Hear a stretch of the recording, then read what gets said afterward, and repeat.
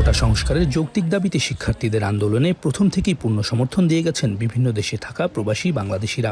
অন্যান্য দেশের পাশাপাশি এ তালিকায় ছিল কানাডা প্রবাসী বাংলাদেশিদের নামও। এর অংশ হিসেবে গেল বছরের মাঝামাঝি সময় থেকে দেশে বৈধ পথে রেমিটেন্স পাঠানো বন্ধ রাখেন তারা।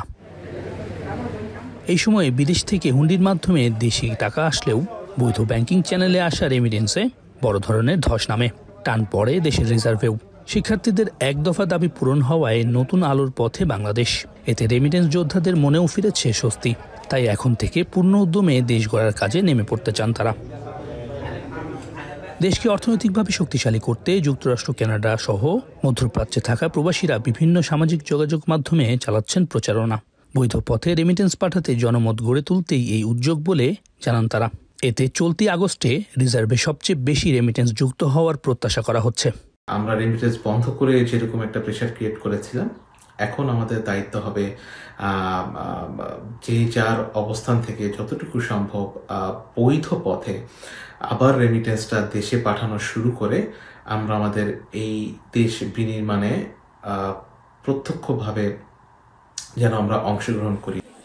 বৈধভাবে রেমিটেন্স পাঠানোর গুরুত্ব আরও নানাভাবে তুলে ধরার চেষ্টা করছেন সংশ্লিষ্টরা। দুর্নীতিবাজরা দেশে থাকা অবৈধ অর্থ হুন্ডি ব্যবসায়ীদের মাধ্যমে বিদেশে সরিয়ে নেওয়ার চেষ্টা চালাচ্ছেন বলেও আশঙ্কা করছেন অনেকে।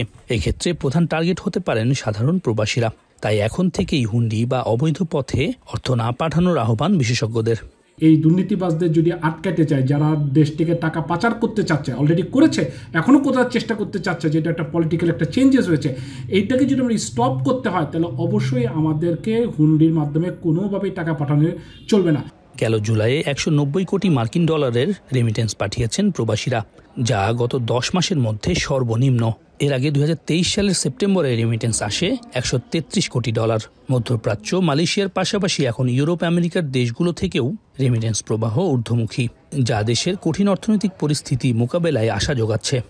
নতুন সরকার যেটা দায়িত্ব নেবে তার জন্য সবচেয়ে বড় চ্যালেঞ্জিং হবে এই যে বৈদেশিক যে আমাদের ঋণের টাকা পরিশোধ, ইভেন যে আমাদের ম্যাক্রো ইকোনমির যে আপনার স্টেবিলিটি রাখার জন্য, আমদানি রপ্তানি ব্যয় নির্ধারণের জন্য যে বৈদেশিক মুদ্রাটা আমাদের দরকার, সেইটা কিন্তু তারা যদি না পায় তাহলে কিন্তু তারা দেশ পরিচালনা করা তাদের জন্য খুবই খুবই খুবই কষ্টকর হয়ে যাবে।